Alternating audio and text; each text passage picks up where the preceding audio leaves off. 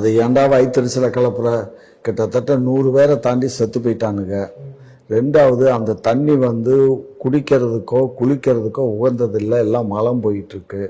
இந்த தண்ணியில தான் கும்பமேளா தண்ணி குடிக்கிறதுக்கு உகந்தது இல்லையா? ஆமா, நாங்க குடிச்சா மட்டும் நீங்க எங்க குடிச்சீங்க?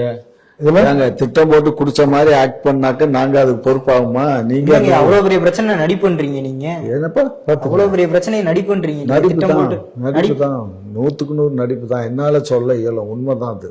2 வருஷமா இல்ல நாங்க தேடிட்டு இருக்கோம் அப்படின்னு சொல்லி நீயே அந்த ஊர்ல இருக்கேன்னு வச்சுக்கோ, நீயே போய் மலத்தை கலப்பையா, வீட்டுல எல்லாம் சொல்லி யாரும் இந்த தண்ணியை குடிக்காதீங்கன்னு முன்ன கூட்டி தண்ணியை புடிச்சு வச்சுக்கோங்கன்னு சொல்லிட்டு நீ போய் பண்ணி 2 நாளைக்கு வந்து அந்த தண்ணியை குடிக்காம அதுக்குள்ள ஒரு பெரிய பிரபலத்தை உண்டு பண்ணி இவரு போய் சொன்னாரோ? யாரு? தண்ணியை குடிச்சிட்டு ஹாஸ்பிட்டல் அட்மிட் ஆனாங்க. அதெல்லாம் அட்மிட்ல பண்ணல. முதல்வர் சட்டமன்றத்தில் போய் சொல்லிட்டாரோ? இருக்கலாம்.